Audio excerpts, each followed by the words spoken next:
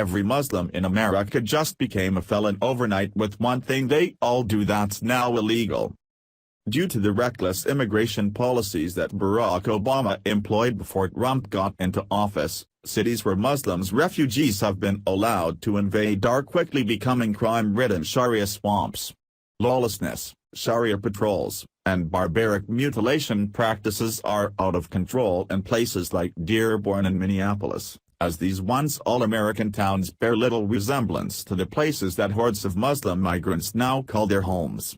But unfortunately for these third-world country degenerates, fed-up lawmakers across America are finally realizing that drastic measures must be taken at this point to take their cities back.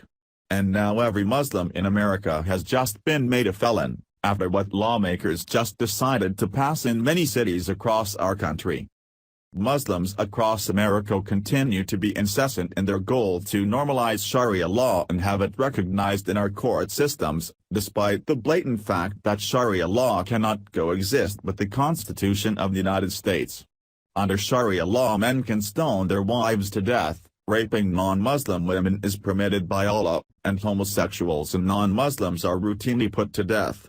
Limbs are chopped off for stealing, honor killings are routinely carried out after Muslim men rape women, and the testimony of women and non-Muslims are not even considered under Sharia law.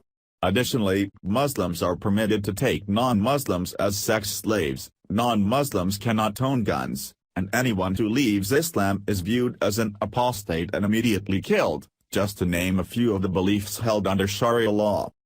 One of the barbaric Sharia law practices that all Muslims follow is the mutilation of little girls, where the clitoris is completely chopped off and removed because Muslims believe that women should have no pleasure whatsoever in sex, as females exist on this planet simply for procreation and the pleasure of the disgusting and nasty Muslim men who rule them.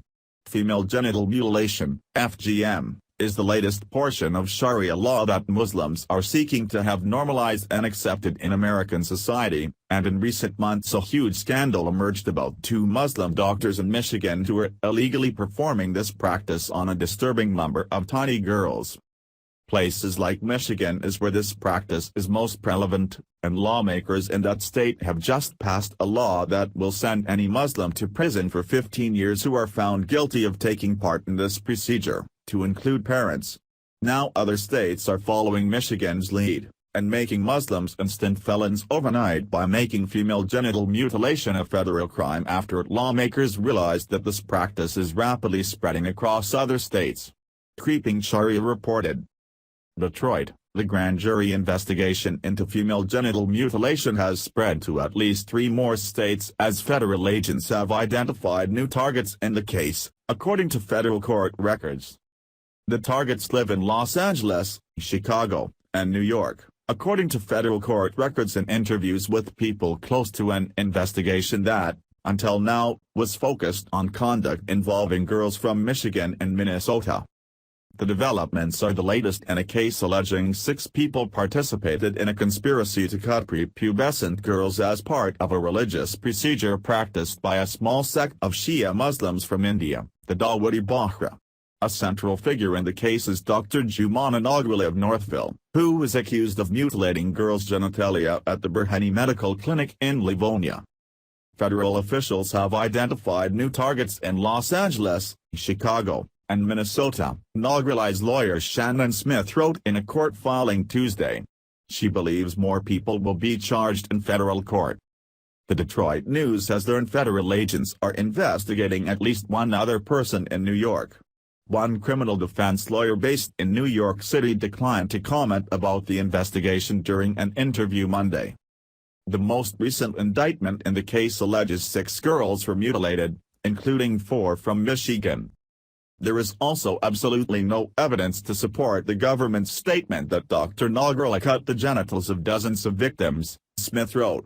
When the government makes claims like it estimates that Dr. Nagrali performed female genital mutilation on at least 100 minor girls, the government is unable to support the assertion and certainly has provided no discovery to support the claim.